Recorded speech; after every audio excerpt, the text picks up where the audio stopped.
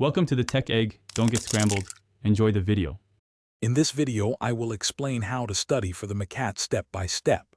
First, familiarize yourself with the exam's 4 sections: chemical and physical foundations of biological systems, critical analysis and reasoning skills, biological and biochemical foundations of living systems, and psychological, social, and biological foundations of behavior.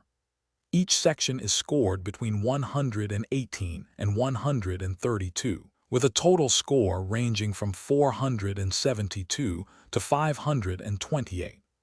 Plan for a dedicated study period of at least 3 to 6 months, allocating 20 to 30 hours per week. Next, dive into content review. The MCAT covers a vast amount of material, so prioritize topics frequently tested, such as biochemistry and organic chemistry. Don't just passively read, actively engage with the material. Make flashcards for key terms and formulas, and work through practice problems after each chapter. Consider using a spaced repetition system to reinforce your learning and improve long-term retention of critical information. Practice is paramount for MCAT success. Begin taking full-length practice exams about 2 months before your test date, aiming for one every week or 2.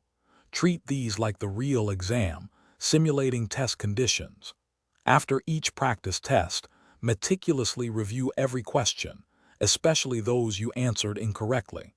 Understand why you made mistakes and refine your test-taking strategies. This process helps you build endurance and manage the exam's 7.5-hour duration effectively.